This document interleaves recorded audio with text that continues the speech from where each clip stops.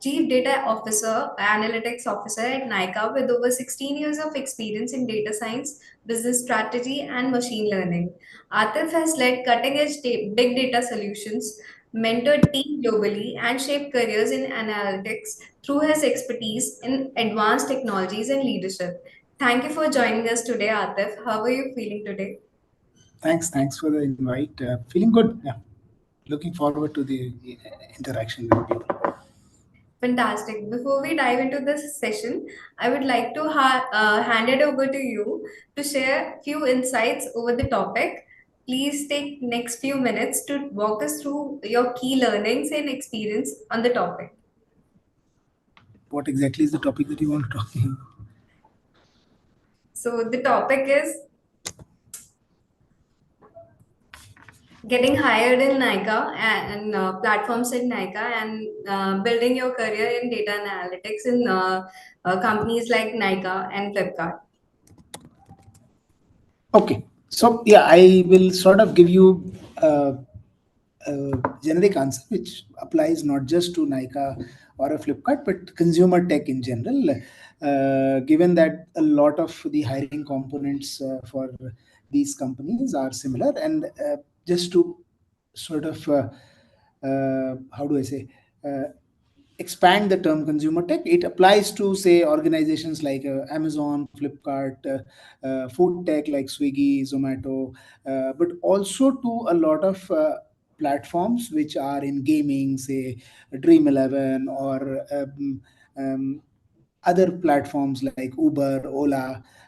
All of these are businesses which use technology to sell their products and services without, say, live sales agents or physical store formats in one way or the other. There can be multiple other formats. I think No Broker is also another such service and things like that. So, in a lot of ways, the tech stack has similarities. The work type has similarities. The skills required has similarities. Of course, each business will have their own nuances, but that's the idea. So for businesses like this, getting hired, I think, and I'll talk more about getting hired in, say, quantitative fields like analytics or data science, because that's the area that I sort of specialize in. Largely, these functions in such businesses stay within the technology org. There can be exceptions. There can be some organizations where analytics is part of operations, or analytics is part of finance, or analytics reports directly into business, things like that. But being a consumer tech organization, analytics and data science most likely will be within the tech org. So they roll up under the technology org. Talk about how the function is. And now we'll talk about what skills are required, in things that are required. I mean, there will be a technical part of it, which is slightly different for analytics and data science. For analytics, I think the broad technical skills that are required, especially at an early stage, I mean, I would talk about analyst one or senior analyst or lead analyst. Largely, you will require two basics, which is programming. Most likely, it will be Python. There can be organizations which work in R or some others, but if you are strong on programming in Python, that's bare minimum to have. Across analytics and data science, you will also need SQL as a very, I think, it's part of PAP, but because you will need to process, extract, process, and manipulate data. So SQL is also. So those are, but I would call them as table stakes, because if you don't even have them, then probably you are in the wrong place looking for this. I mean, that's like once you, if I look at a visitor funnel, everybody who visits the app, uh, this is a bare minimum to have. Now we go down the funnel in terms of what are the skills that will make you attractive for this. See, one difference, and I've spent 15 years in banks or financial services, the last 5-6 years in consumer tech. So I can see how different they are. Banks and banking as an industry has been there for close to 100 years. Analytics in banking or data science has been less, but analytics in banking has been there since the 60s. So when you're talking about banks, when you're talking about credit card companies or financial services, you're talking about a function which has been there for 50 plus years. Now, consumer tech organizations have not been there for 50 years. In fact, if you look at it, most of the consumer tech orgs are, say, 5, 7, or 10 years. I mean, if you look at outside of Flipkart and Amazon, most of them have started in the 2010 to 15 and then 15 to 20. Which essentially means that there is a lot of first principles thinking.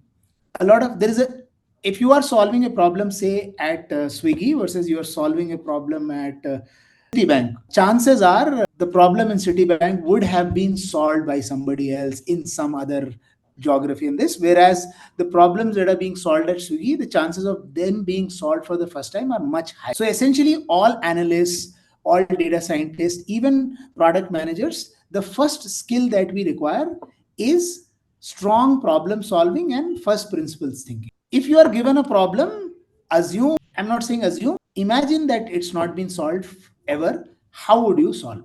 While you can leverage a lot of other solutions and things like that, a lot of these problems will require first principles thinking, and that forms the base of all our assessments.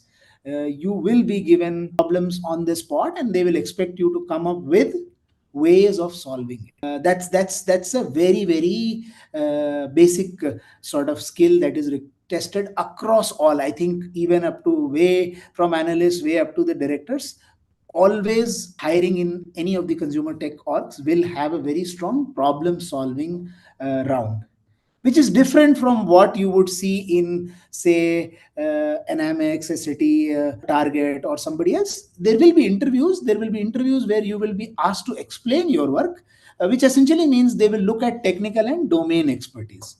But raw problem solving is not tested that actively. In all consumer tech, whether it's Flipkart, whether it's Swiggy, whether it's Nykaa, whether it's Amazon, you will have a strong. So that's a very important skill to happen. And there could be problems, very simple problems. There could be problems like it does not need you to always have, say, consumer tech experience. If you have consumer tech experience, it will help you. But if you don't have consumer tech experience, also, if you have strong first principle thinking, you will still be able to solve. Okay, all they are looking at is, given a problem, how do you approach it? What are the questions you ask? What are the assumptions you make, and make that? So that's a very important skill to have. The next skill is, unlike, say, retail or, say, manufacturing or banking, every interaction that we have with consumers in consumer tech is recorded. You come to the app, everything that is shown to you is an impression. We know you have seen it. Everything you click is an interaction, whether you buy, whether you not buy, how much time you spend, wherever. So everything is recorded.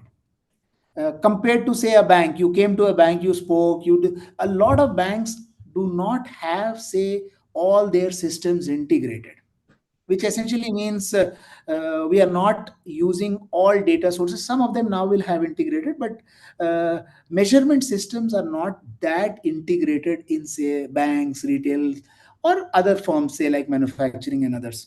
Mm, Unlike, say, an Uber, Ola, or, say, a Swiggy or a Flipkart or an Amazon, where most of the interactions are integrated and things, which essentially means metrics are way more important and available in these. However, because we have thousands and thousands of metrics and measurements, it is very clear for it has to be very clear for analysts to understand for every problem what is the input metric and what is the output metric, because otherwise you have just thousands and thousands of metrics. For example, if you were to say, if there is a problem that comes to you and says that in a business or a problem solving discussion, you are asked to say, I want you to build a ranking system for Amazon search. Now, how do you do it? We've asked this question to a lot of people. People just start saying, okay, search, we will look at this, we will look at, say, some algorithm, we will do this.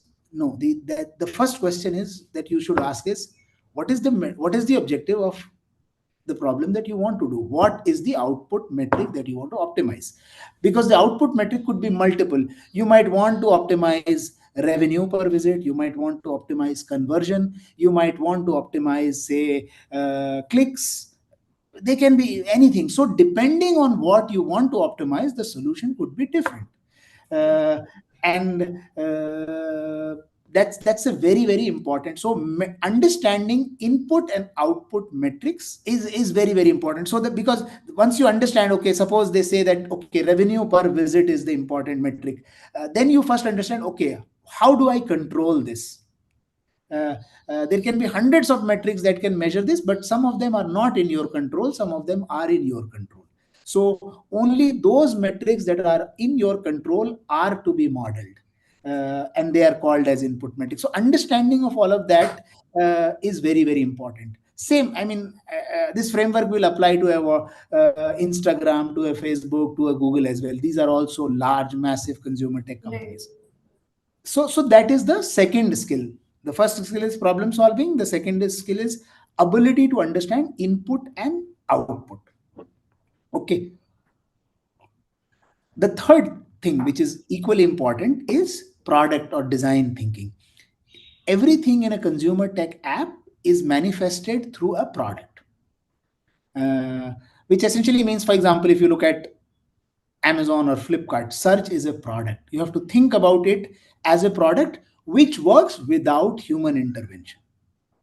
uh, you don't need, because there is no human there. If you come and search, if you are unable to find what you do, you just leave the platform. There is nobody who can, unlike say a shopper stop where you come and search, and if you're not finding, there's some buyer, some salesman lurking around, he or she will help you find that.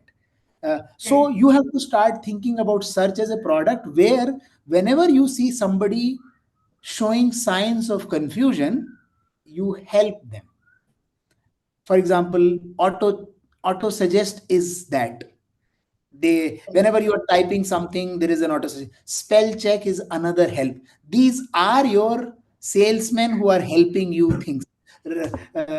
So you have to start thinking about every product, Even every, suggestions what to add in your cart are yeah, also these are there. also Yeah. so that is, cart is a product, everything is a product. And you have to start thinking about how you will be able to help consumers without human intervention, without question, because nobody is going to question you, unlike say a shopper stop or a Target, where if a customer has a confusion, they will come back and check, and you can always do that. What happens whenever there is confusion on an app?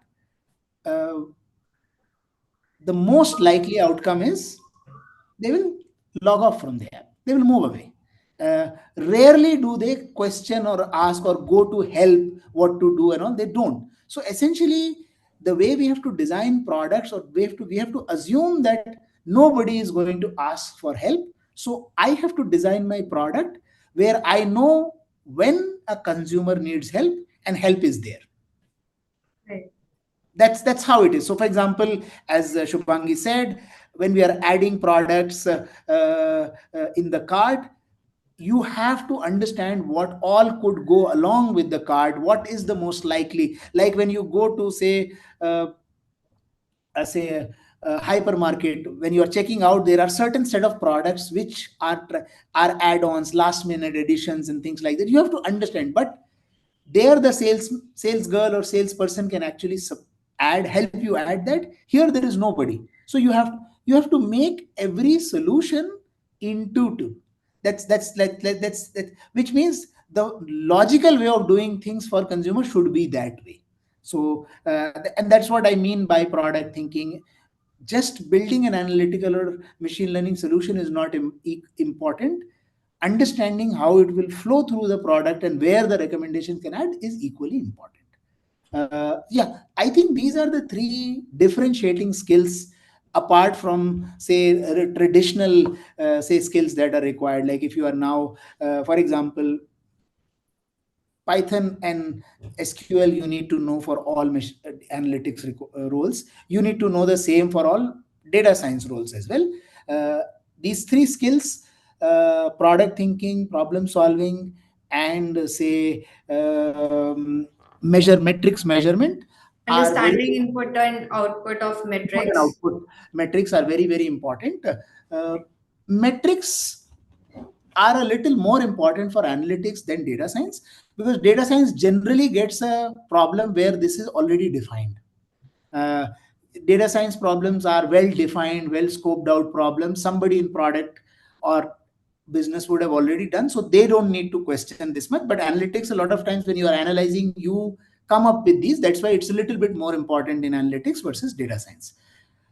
uh, as you grow, of course, I mean, if you are in a senior, mid senior, this some domain experience would be required. For example, if I would be hiring a director or a manager or a senior manager in this, I would expect them to understand a little bit about e-commerce, a little bit about product funnel, a little bit about this. That is what I call as domain. uh, so yeah, that's there. Similarly, on data science, now let me talk a little bit where data science slightly differentiates for yes, Python SQL is, I mean, without that you don't even come very strong understanding of Python. If you don't understand that, then the only way you can come into an org is through a campus program, where it is assumed that you don't know anything and somebody will come and there will be some boot camp which will help you teach Python and SQL. But if you don't know as a lateral, uh, no one has an appetite to sort of why would I hire you? Right. So yeah, now for data science, a little bit more quantitative skills are required. So you are expected to sort of in data science, you need to know a lot more statistical back sort of understanding. You need to know a lot more. Uh, I call that in two folds. You should have enough ML depth and you should have some ML, enough ML breadth and some ML depth. When I say breadth, you should know a lot more ML techniques. You should know a little bit about classifiers. You should know about, say, boosting learners. You should know a little bit about, that's breadth. You should understand the basic concepts, how it works. You should understand basic ML constructs like how is the trade-off between bias and variance, why do you do that, things like that. What type of problems are better solved, things like so. That's all ML breadth. You also need, if you are especially say an scientist three or I mean, somebody with 4 or 5 years of experience, you also need to have at least one or two ML techniques where you have depth, which means it could be one of them, but you've done it for say 2 3 years, where you know all the trade-offs, how do you tune, how do you choose, and things like that, because it will be asked. I mean, you just cannot get away with saying, "Okay, if it's a classifier problem, I will use XGBoost or a random forest or some classifier like that." You will be asked why, what else could you use, what could be the problems, what have you faced as things, and the rationale behind each one of them. So that's there. Even data scientists, if you are getting at a mid senior level, a staff or principal level, the expectation would be that you have some consumer tech experience. So the big areas in consumer tech for data science are search, uh, recommendation systems.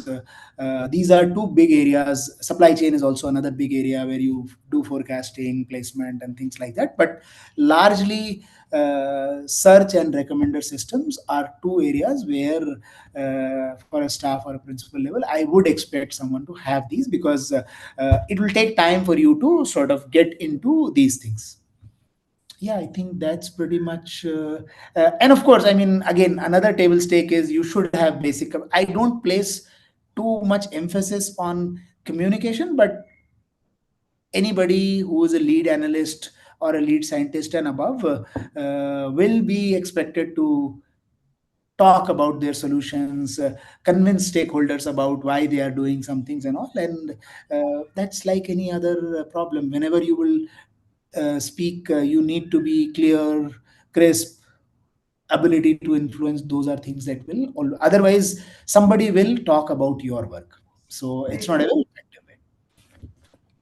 Thank you for that insightful overview, sir.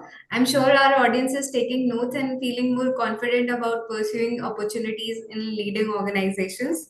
To summarize your points, I've noted down some for our audience. First is important skills for data analytics, which are three skills. First is problem solving. Second is understanding input and output metrics. Third is product designing. And in data science, apart from traditional skills, uh, data scientists need to have search and recommendation system skills, right? Yeah. Yeah. So, moving on, I have few questions prepared for you before opening the floor for the audience. And audience, I request you to write your questions in the Q&A section so that we can relate to Sir. So, sir, my first question to you is, what role does familiarity with large-scale data handling and cloud technologies play in getting hired for data science roles at major e-commerce companies?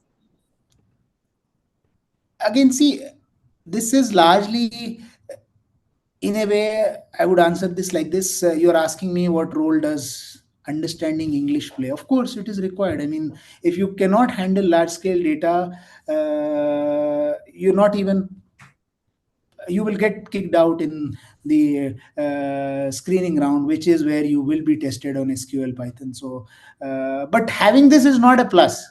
Not having this is that's, I mean, you're asking me what role does English play in asking questions here. Of course, if you don't know English, you can't even ask me those questions. But Right. just because you know English, you can ask questions.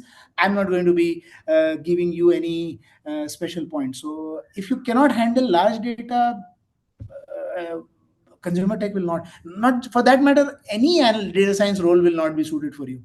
It's a basic requirement, and that's the way I will look at it. Same, almost every player today has some cloud based architecture, whether it is on prem cloud or this. So that's uh, a basic. I mean, without that, it's very difficult to even imagine someone working in a data science or analytics world.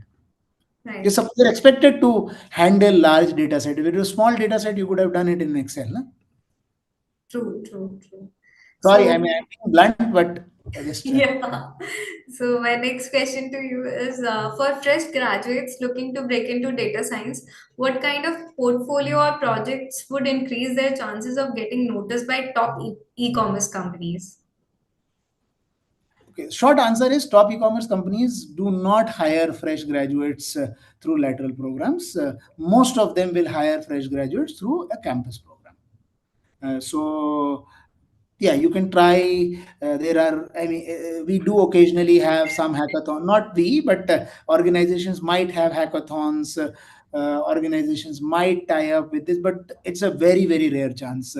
Most way the best way to get into any big firm like a Swiggy, Flipkart is through campus programs. If you're not part of the campuses that they're going in, short answer is it's very very tough. Yeah, maybe you can say it is unfair or fair, but that's how reality is. So mostly they prefer experienced people. Because there is no other way. How do we really understand? There are, say, 10, 12 lakh or even more than that engineers coming out everywhere. How do we find a way of screening? There's no way. There is no scalable way of doing it. It's just too much. So of course every organization will say these are the 5, 10 campuses that we will go, and from there we will select. You could call it fair, unfair. I don't judge on them, but an organization also has limited resources and they will optimize for themselves. Great. So we are now opening the floor for the audience. Please write your questions in the Q&A section. Our first question is, any specific skill to focus for project managers who are interested in getting into consumer tech? Again, I'm not the best person to talk about project management.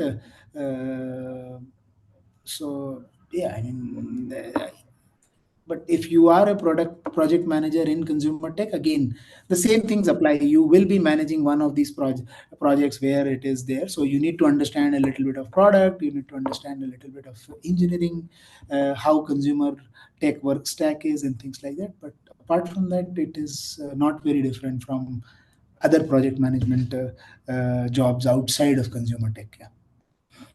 Okay. Moving on, we have another question from our audience, which is, what core technical skills do you prioritize in fresh data science talent? Same. If it's a fresh data science talent which is with no experience, we will largely look at machine learning basics, which is more statistics and things. We will look at strong problem solving. Those are the things. I'm assuming you're talking about what are the questions that we ask when we go to campuses. These are the two things that we look at. For analytics, ML basics will not be expected because they are there. So it will largely be problem solving. And of late, I think a lot of campuses also, because analytics and AI are upcoming stream, they a lot of them do have basic understanding of SQL, Python. So if there is, we will always check that. But otherwise, fresh candidates, largely for analytics, we look at communication and problem solving. That's Uh, Thank you, sir, for answering that. Moving on, we have a question from Satrupa Mahanta. She's asking, does knowing about LLM a requirement in data science? it's a plus point. It will help definitely, given that most of the sort of consumer tech organizations at this point are sort of like looking at it.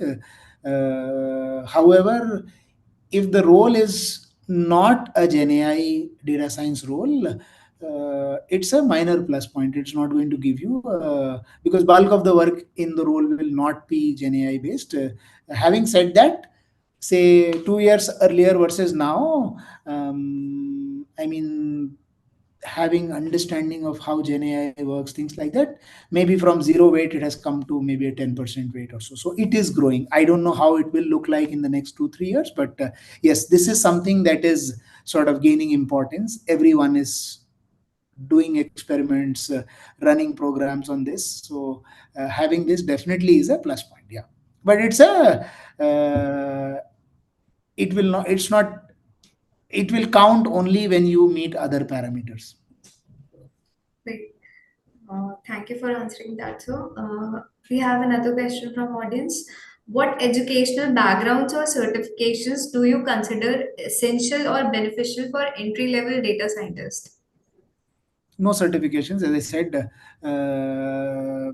Certifications does not sort of help, other than it prepares you to answer those questions. I don't think any organization that the type of organizations that I mentioned, none of them care for certifications.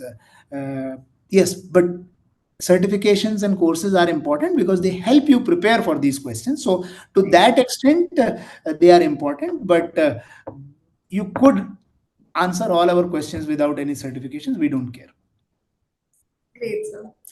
Venkata Kalyan has asked, has e-commerce as rewarding career lost its sheen as compared to what it was 10 years back?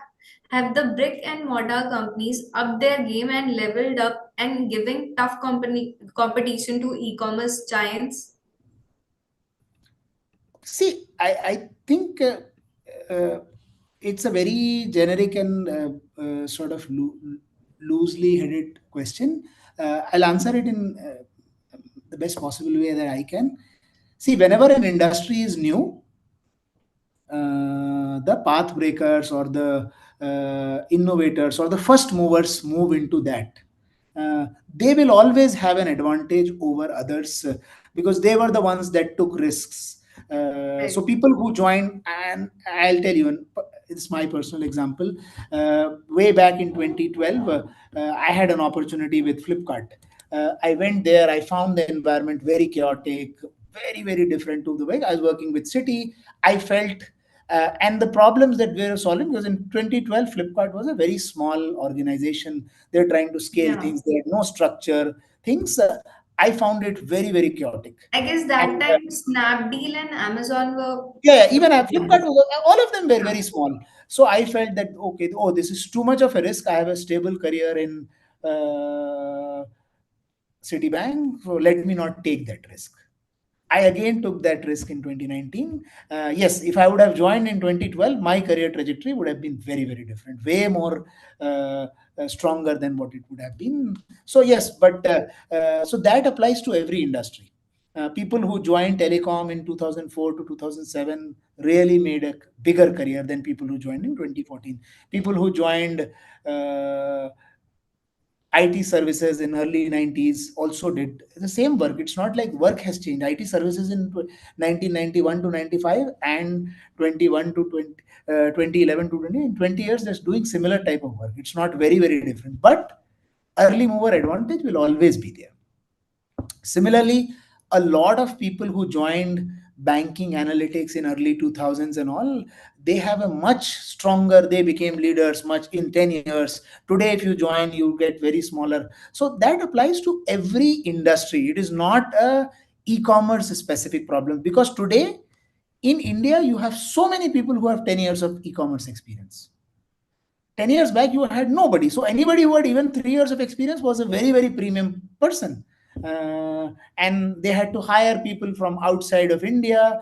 They had to get people from Amazon US, they had to get people from Google, they had to get people from, of course, that, which means that it was very, very rare commodity. Today it is less rare, and it is all about demand and supply. So I don't agree that the work has been, but yes, the supply of professionals who have this expertise has increased, and because of that, relatively, the premium that you can charge will be less. But work quality has not stopped. I mean, in fact, if you look at it from the type of problems that e-commerce firms or consumer tech firms were solving in 2015 versus now, it's way, way more complex, way, way more challenging. But yes, because the supply is increased, it is there, and you still can have a very, very attractive and fulfilling career in consumer tech even today. So it's not. Yes, I mean, in 2016, Flipkart was. 2015 2016 Flipkart was a billion or $2 billion. Today it's $36 billion. So the multipliers in terms of wealth creation will be lower. That is there, but work quality, and there's still a very strong career to be made in these areas. That's I mean, and I'm saying it because I'm part of this industry. I believe this is still the industry that will outpace every other industry for the next 5 years. And I'm not taking a bet on a company. I'm taking a bet on the industry. Right, so Again, moving. that's my view. You could say it's my view. I'm not. There is no guarantee that it's right, but it's my view, and that's why I continue to be part of this industry. True, sir. True, sir. So our next question is from Suresh. He's asking, with over 16 years of experience in pharmaceutical industry and pursuing a master in AI and ML, I'm exploring opportunities to transition into leveraging AI ML across sectors, including healthcare and pharmaceuticals. Given the growing adoption of AI and ML, I'm seeking guidance on how to align my expertise with emerging technological trends. Could you please suggest potential opportunities or pathways? See, the best way, if you have, say, 15 plus experience, years of experience, the easiest way to do and use this is within your own org. Uh, because within your own org, you have more credibility, you have more context understanding. And if your own org is not ready to take a bet on you to give you exposure in these areas, it will be very tough for another org to take that bet on you. So that's the idea. Unless your org does not, which again is today very difficult. Every org today has an analytics function, has a data science function, and if after having a lot of exposure and use cases for understanding of this, I mean, from what I understand from your question is you have the skills. You just now need an place to use those skills. If you can't convince your own org to make use of those skills, you can imagine the short answer is it will be difficult for other orgs to take a bet on you. True. We have another question from our audience. I already have 16 years of experience in finance and accounts. I want to switch to data science. I don't have I have much coding experience. Is it good to switch industry now? See, again, it depends on a lot of factors. It's a very complex answer to make. Whenever you will make a big career switch, the first thing is, do you really have the skills? if you have the skills, just coding, as I said, coding is table stakes. Every engineer passing out from the industry today will have basic coding skills. So you are competing with them if that is the only thing that you know, you bring to analytics. So, and they will be much cheaper than you, much hungrier than you, so you have no chance. So the first thing is you have to get way more skills than just coding. Analytics is not just coding. Coding is maybe 10% of what analytics or data science does. So that's the first thing. The second thing is, what are you willing to sacrifice? I mean, assuming you have 16 years of experience in finance, you must be at mid senior level, you must be making a lot of money. Now, why would somebody give you the same position in analytics True. or data science? So, are you willing to take that hit? It's a question that you have to answer, because it's difficult for you. For assuming you are, say, somebody who's at a mid senior level, say maybe a couple of levels down from a CXO, you will not get the same position in data science. Why will you get it? So, which essentially means there is a risk that your income might reduce. Are you okay with that? So those are the two questions that you have to answer. If you are ready to get skilled in data science analytics, are ready to explore and experiment, it's still a good career to have. Uh, yes, people do take bets. Some take smaller risks, some take bigger risks. But yeah, I think. And again, I cannot answer for you in terms of which bet to take, which not bet to take. But as I said,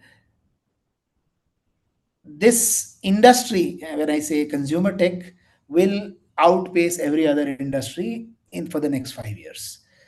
Maybe I cannot talk about which company will outpace, but this industry will outpace.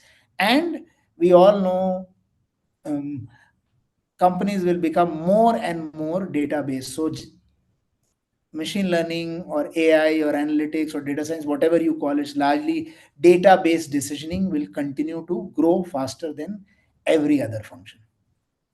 So you are betting on a function, you're betting on an industry, yeah, but you have to take how much of that is But uh, it's kind of starting from scratch only. yes. Might be, I mean, you will have to take a couple of notches down, things like that. You have to take a lot of factors. You might be working with people who are 10 years younger than you. Are you okay to fit into them? It's not a simple decision. Right. So we have a question from audience. How do companies typically evaluate resumes during the initial screening? What are the main points they focus while taking an interview for data science or data analytics?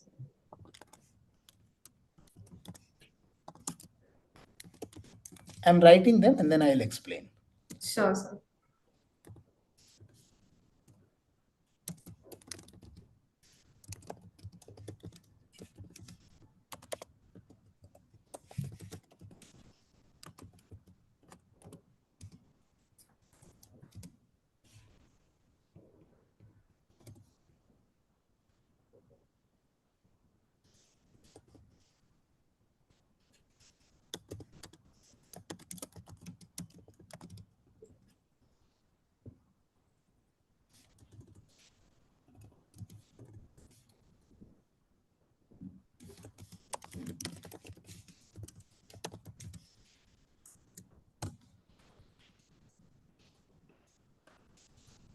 Sorry, I think I'm just trying to.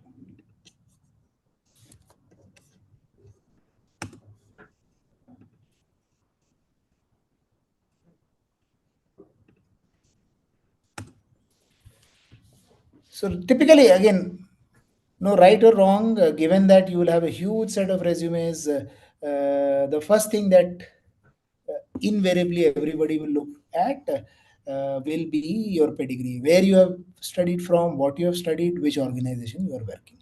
Uh, Again, if you are from a premier organization or you are from a premier college, it will always help.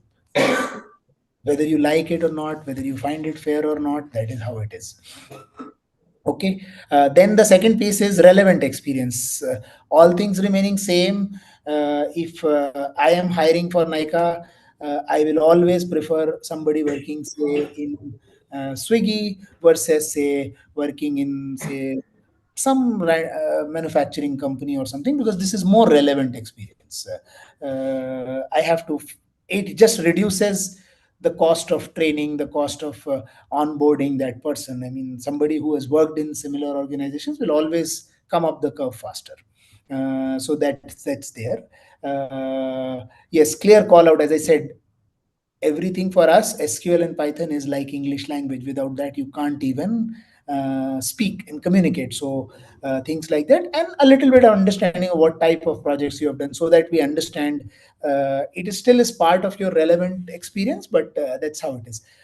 However, again, I would say, and this applies to most organizations, especially for entry level, say, till say analyst, senior analyst, still about 5 years of experience.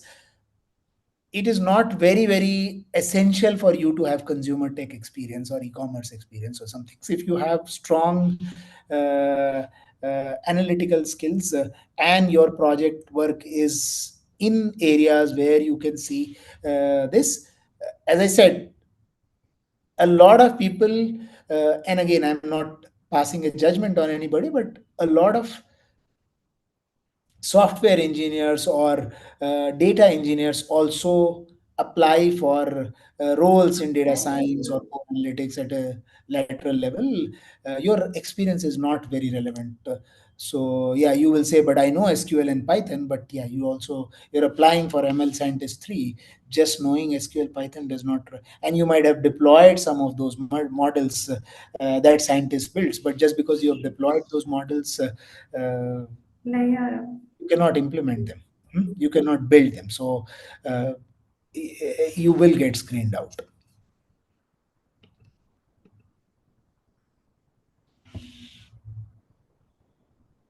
I can't hear you. Sorry, sir. Am I audible now? Yes, yes, you are. So we have a question from Vishnu Parasis. He is asking, is fully remote data science job possible in India? There are still organizations, smaller consumer tech firms, which will allow that, but as a sort of practice, it is getting reduced. Most large firms are now encouraging and sort of mandating people to be in office, if not all 5 days, at least 3 days. So fully remote might be something. Your sort of choice pool will become very very small. I mean, Right, 80, 70, 80% of the organizations, I mean, if there are 100 jobs, 80 of them would not, 90 of them would not be remote. So your odds automatically reduce. right. There will still be organizations. I'm not saying there is no option. I think Swiggy still has a fully, it's one of the larger organizations which still is fairly remote, except for a week in a quarter where they meet, which you can manage this. But yes, most of the organization, um, They provide, according to you, they provide such opportunities to get fully remote job in data science field. yeah.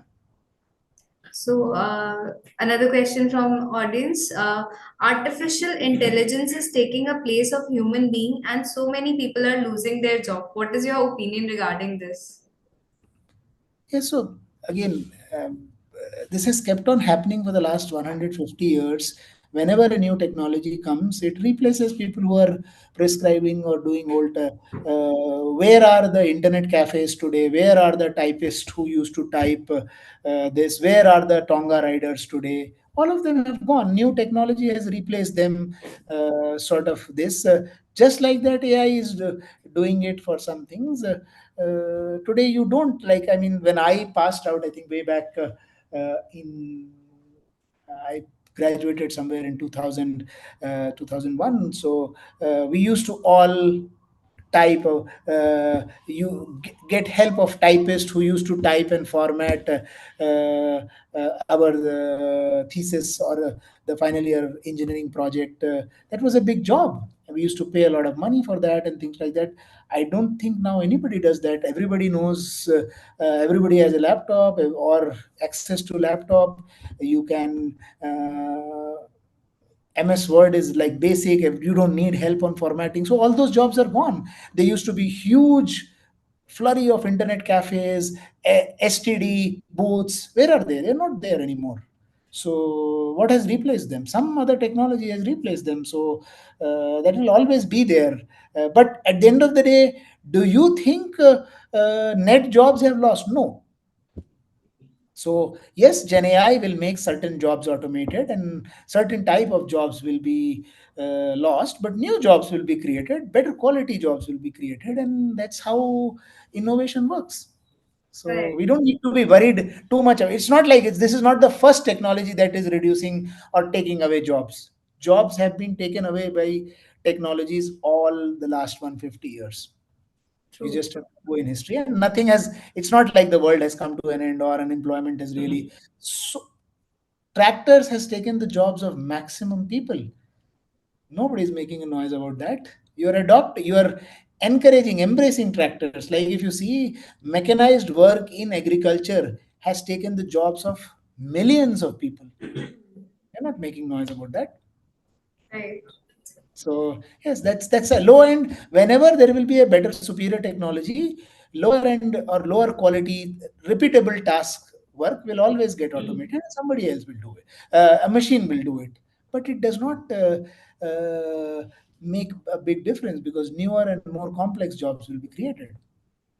True, true. Automated jobs can be done through AI, and complex problems can only be solved by human.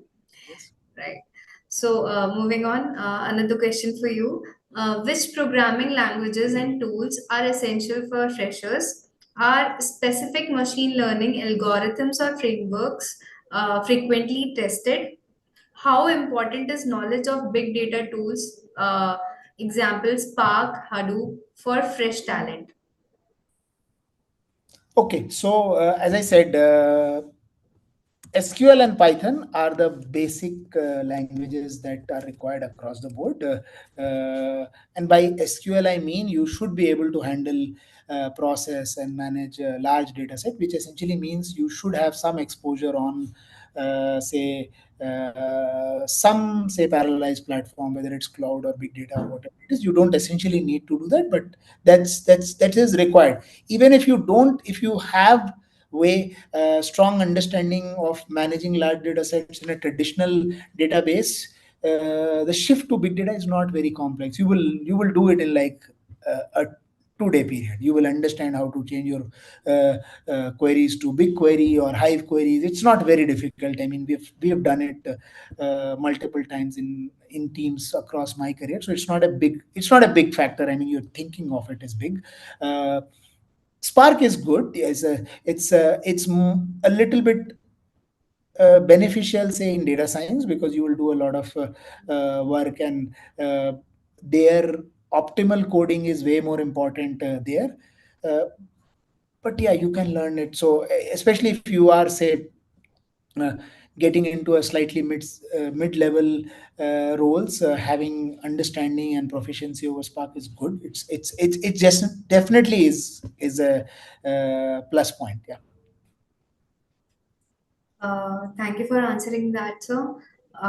Before moving on to our next question, I would like to remind the audience that we have shared a quick feedback form with you in chat section. Please fill it up. It will only take 2 minutes because your feedback is invaluable and help us in bringing more insightful and engaging sessions like this. So, sir, my last question to you is, how do companies like Nykaa, Flipkart evaluate or uh, process candidates' ability to turn complex data problems into actionable business strategies? Yeah. So as I said, I mean, across all consumer tech, there will always be a round which is called PS, or problem solving. In that round is when we will test these things. You will be given a problem. They will assess what sources, what questions you ask, how are you able to, and how are you building a solution, how will you test impact, and things like that. Generally, problem solving rounds have two parts. We'll give you a live problem and we'll see how you solve it. We will also talk about some high impact problem that you've solved, and we'll try to see, okay, what was the impact you've created. And if we are able to understand very clearly, and for example, a lot of people say, I built this complex model, but we are not interested in the model in that round. All we are interested is, what was the problem, what was the solution that you made, and how did it help solve the problem, what impact did it create. It could be a simple rule engine, it could be a deep learning model, I don't care. In that round, I will care about the deep learning model in the tech proficiency round when you talk, because there I will try to see, can you build more complex models versus simple models, how do you choose. But in a PS round, generally the person who's asking you a PS round does not care at all what technique you use, does not care at all. They're only trying to understand problem, objectives, solution, impact. That's it. So yeah, it's very, very important. As I said, I mean, that is the core of what we do. If you don't have PS, you will not survive in this industry. Thank you so much, sir, for sharing your expertise and practical advice with us today. Your insights into the world of data science and the skills needed to thrive into top e-commerce companies have been incredibly valuable. To our audience, we would like to remind you, please, to share your thoughts in the feedback form. Uh, Thank you for joining us today, our audience, and sir, for you too. Stay tuned for more such sessions with the industry leaders like sir. Have a great evening ahead. Thank you so much, sir. Thanks everyone, and best of luck for your careers. Best of luck for finding jobs. Thank you so much, I sir. hope I do interview some of you, or if it happens. Thank you, sir. Thank you. Take care. Bye. Thank you. Same to you.